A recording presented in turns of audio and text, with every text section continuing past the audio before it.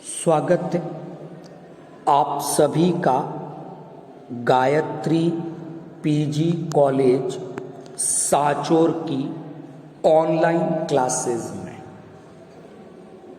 आज हम लोग बात करेंगे कि एंडोक्राइन ग्लैंड के द्वारा जो हॉर्मोन्स रिलीज किए जाते हैं, ये हार्मोन्स अपने उद्देश्य स्थल पर टारगेट ऑर्गन पर पहुंचकर किस प्रकार अपना कार्य करते हैं।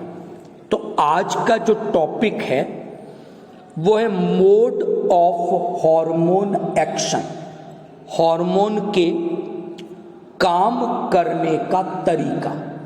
ये बीएससी पार्ट जो 3rd है उसमें जूलॉजी का जो फर्स्ट पेपर है एनिमल फिजियोलॉजी एंड बायोकेमिस्ट्री का एक टॉपिक है। तो स्टार्ट करते हैं मोड ऑफ हार्मोन एक्शन के बारे में।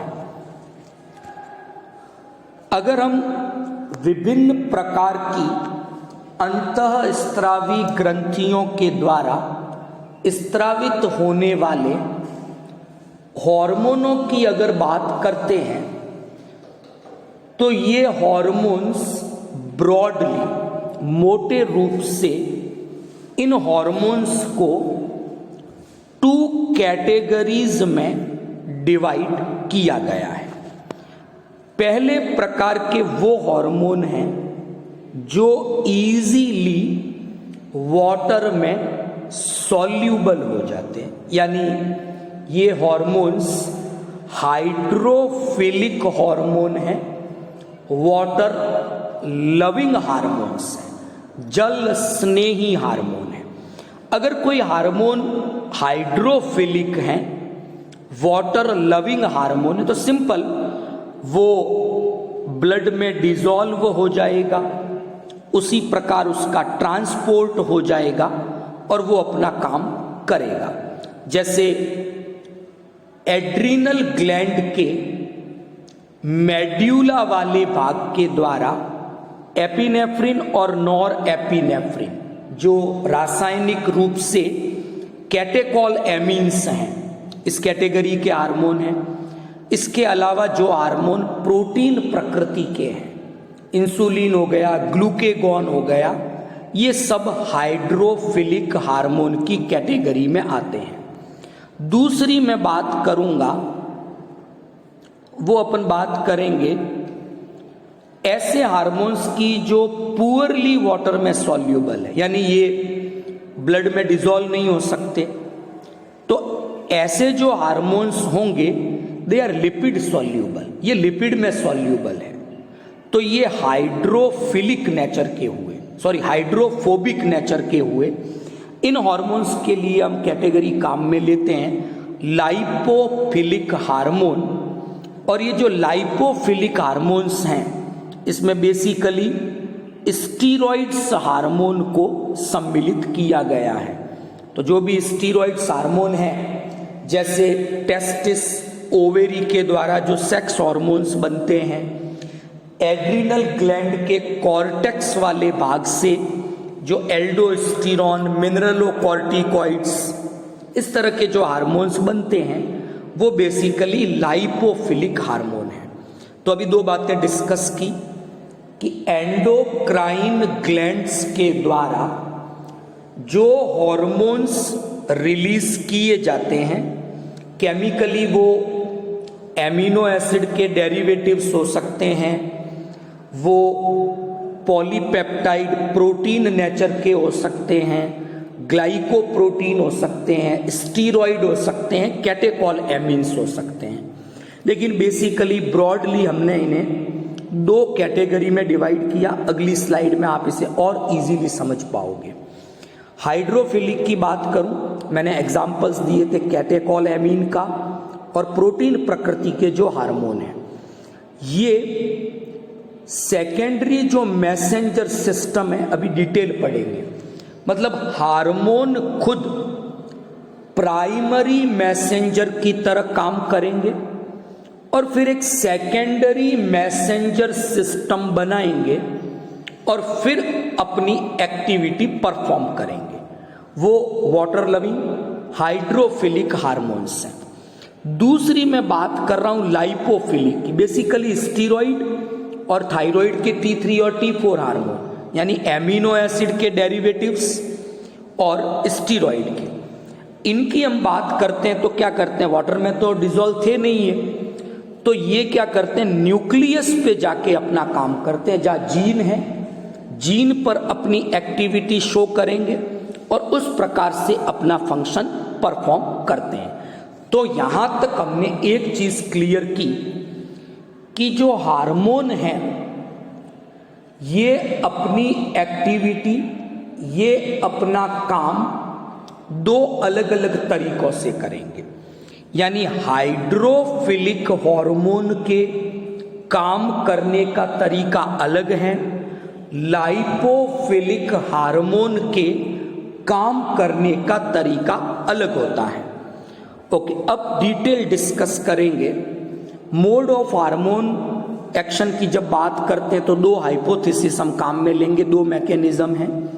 पहला, उन हार्मोन्स के लिए जो हाइड्रोफिलिक हैं, वाटर सॉल्यूबल है, they work through second messenger mechanism, एक डिस्कस तो ये करेंगे। दूसरी है लिपिड सॉल्यूबल लाइपोफिलिक के लिए, वो मोबाइल रिसेप्टर हाइपोथेसिस के थ्रू वर्क करते हैं। बात करते हैं कैसे काम होगा। ओके, पहली बात करें लाइपोफिलिक की, स्टीरॉइड हार्मोन की बात कर रहा हूं। एल्डोस्टेरोन हो गया, टेस्टोस्टेरोन, एस्ट्रोजन, ये सब स्टीरॉइड हार्मोन है। तो हम क्या देखते हैं कि साइटोप्लाज्म जो है सेल का, टारगेट ऑर्गन का, उद्देश्य स्थल, उनकी सेल में रिसेप्टर्स हैं इनके लिए, कोशिका के कोशिका द्रव्य में। तो हार्मोन उस रिसेप्टर से जुड़ेगा और केंद्रक तक पहुंच जाएगा और फिर अपना काम करेगा। कैसे करेगा वो भी समझेंगे अभी। फिर इनका न्यूक्लियर रिसेप्टर भी हो सकता है लाइपोफिलिक में, जैसे थायराइड की बात करो, T3 की एंड T4 की, इनके न्यूक्लियर रिसेप्टर्स होते हैं, मतलब न्यूक्लियस पर रिसेप्टर हैं, उसकी हेल्प से ये अपना फंक्शन परफॉर्म करते हैं। तो यहाँ पर एक डायग्राम से इस पूरी चर्चा को, इस पूरी डिस्कशन को अपन समझने की कोशिश करते हैं। ओके, पीपीटी को देखना आप अच्छे से।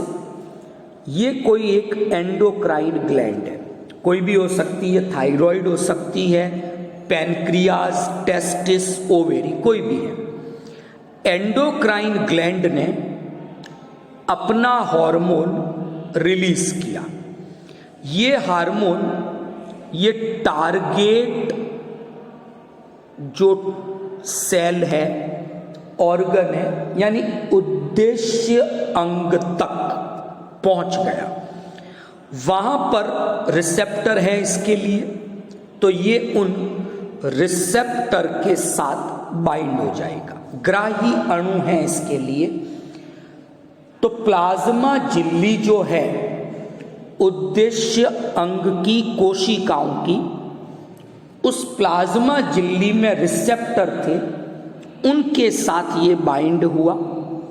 और बाइंड होने के बाद क्या क्या हो सकता है, क्या क्या संभावनाएं हैं, उस पे हम लोग बात करते हैं कि क्या पॉसिबिलिटीज हो सकती है। नंबर एक, कि हार्मोन क्या करे, चैनल की परमिएबिलिटी जो है उसमें परिवर्तन लाए।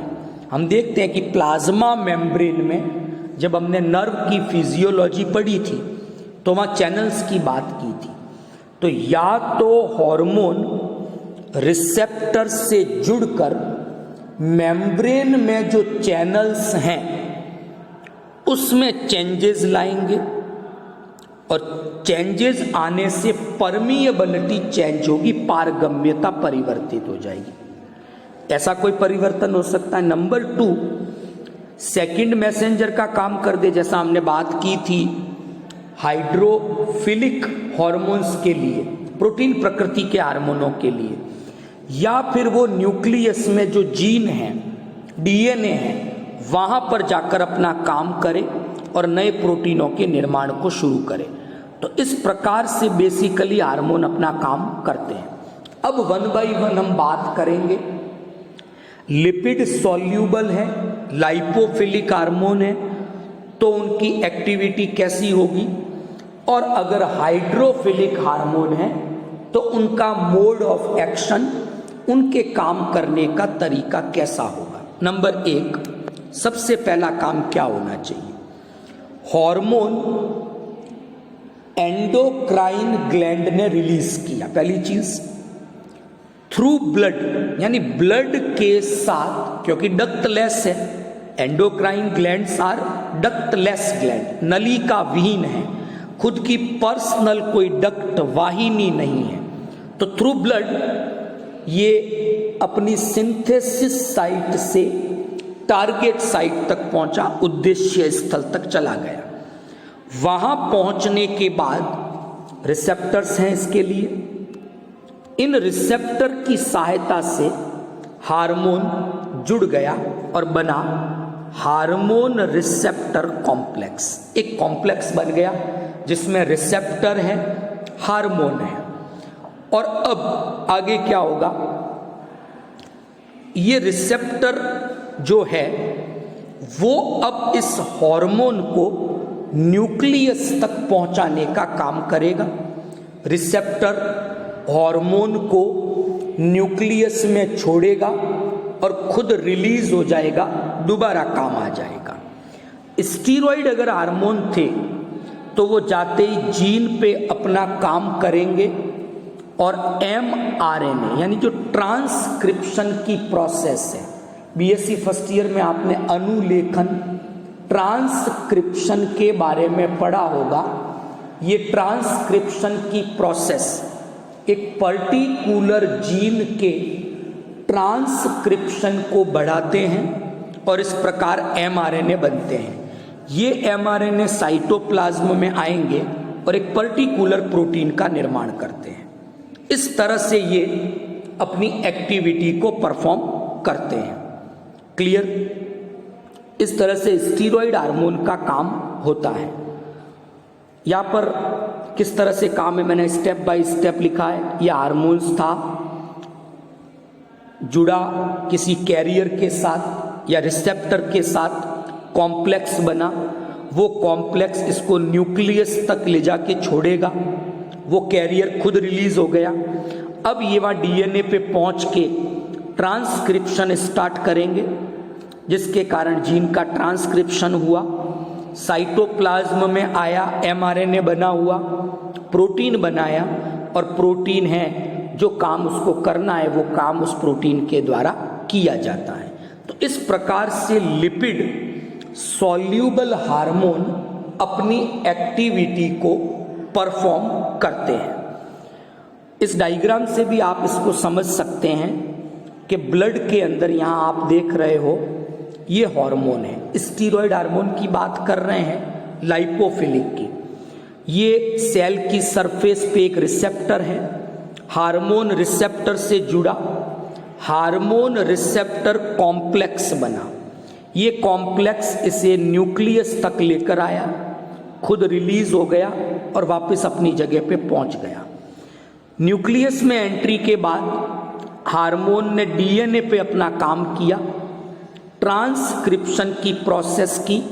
ये यहाँ पर आप देख पा रहे हो, ये एक mRNA बनाया, बाहर आया न्यूक्लियस से, अनुवादन की क्रिया द्वारा इसने प्रोटीन बनाया और ये प्रोटीन अपना काम करेगा। इस प्रकार से स्टीरॉइड हार्मोन अपनी एक्टिविटी शो करते हैं। दूसरी हम बात करेंगे उन हार्मोन्स की जो वाटर सॉल्यूबल है, हाइड्रोफिलिक है, प्रोटीन प्रकृति के हार्मोनों की बात कर लें कि ये अपना काम किस प्रकार करेंगे, इस पे बात करते हैं। कोई बात है, वाटर सॉल्यूबल हार्मोन ब्लड के थ्रू टारगेट ऑर्गन तक आए, रिसेप्टर से जुड़ गए, प्लाज्मा मेम्ब्रेन जो है टारगेट की वहाँ रिसेप्टर थे, वहाँ ये बाइंड हुए, हार्मोन रिसेप्टर कॉम्प्लेक्स बना और इसने जी प्रोटीन जो है मेम्ब्रेन में उसको एक्टिवेट कर दिया। जी प्रोटीन एक्टिवेट होते ही एक और एंजाइम है एडिनाइल साइक्लेज, उसको ये एक्टिवेट कर देता है। एडिनाइल साइक्लेज क्या करता है, एटीपी को एएमपी में कन्वर्ट करता है, तो साइक्लिक एडिनोसिन मोनोफॉस्फेट बनता है। ये सीएएमपी सेकंड मैसेंजर का काम करेगा। तो यहां पर इनिशियली सूचना लेकर हार्मोन आया टारगेट ऑर्गन तक, तो हार्मोन तो प्राइमरी मैसेंजर हो गया, लेकिन हार्मोन खुद टारगेट ऑर्गन की सेल्स में एंटर नहीं कर सकता, तो इसने अपनी सूचना सीएएमपी को दे दी और यहां सीएएमपी सेकंड मैसेंजर का काम करेगा। ये साइटोसोल में सेल के भीतर पहुंचेगा और वहां पर कई प्रकार के एंजाइमों के फॉस्फोराइलेशन की क्रिया को शुरू करेगा।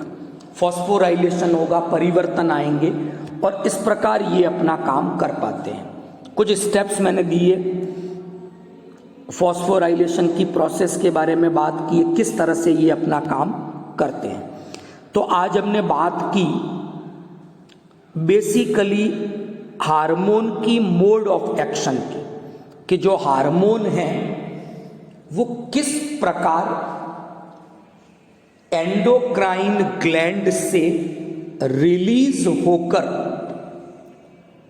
टारगेट साइट पर उद्देश्य अंग पर पहुंचते हैं और उद्देश्य अंग पर पहुंचकर किस प्रकार वो अपना फंक्शन वहां परफॉर्म करते हैं।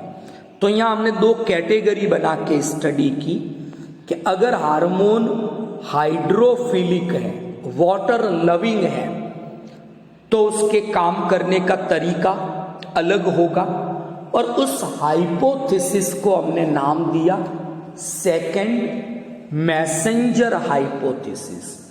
लेकिन अगर हार्मोन लाइपोफिलिक है, यानी वो फैट में, लिपिड में सॉल्यूबल है, तो उसके काम करने का तरीका अलग होगा। लाइपोफिलिक हार्मोन अपना जो काम करेंगे वो एक अलग तरीके से करेंगे और उनके काम करने के तरीके को हमने नाम दिया है मोबाइल रिसेप्टर हाइपोथेसिस। तो आज दो हाइपोथेसिस की बात की। वाटर सॉल्यूबल हार्मोन है जो मोस्टली प्रोटीन प्रकृति के होते हैं, पेप्टाइड प्रकृति के हो सकते हैं, ये हमेशा सेकंड मैसेंजर मैकेनिज्म के द्वारा ही काम करेंगे। लेकिन जो स्टीरॉइड है, थायराइड ग्लैंड के हार्मोन है T3, T4, ये हमेशा मोबाइल रिसेप्टर हाइपोथेसिस के थ्रू अपना काम करते हैं। तो दोनों ही प्रकार के हार्मोन के काम करने का तरीका अलग है। स्टीरॉइड हार्मोन जो हैं, जो बेसिकली लाइपोफिलिक नेचर के हैं, इनके लिए कैरियर रिसेप्टर्स होते हैं और ये कैरियर इन हार्मोन को टारगेट सेल के न्यूक्लियस तक पहुंचाते हैं और ये वहां पर जीन लेवल पर चेंजेस लाते हैं, ट्रांसक्रिप्शन को बढ़ा देते हैं, नए प्रोटीन बनते हैं और फिर अपना काम करते हैं। जबकि जो वाटर सॉल्यूबल है उनके लिए ऐसे कैरियर नहीं है जो न्यूक्लियस तक पहुंचाए। तो ऐसे में ये प्लाज्मा मेम्ब्रेन में जो जी प्रोटीन है उन पे अपना वर्क करते हैं और जी प्रोटीन के थ्रू वर्क करके ये CAMP साइक्लिक एडिनोसिन मोनोफॉस्फेट पर अपना काम करते हैं और अपनी एक्टिविटी शो करते हैं। तो आई होप आज का लेक्चर आपको इजीली समझ में आ गया होगा। Thank you all of you.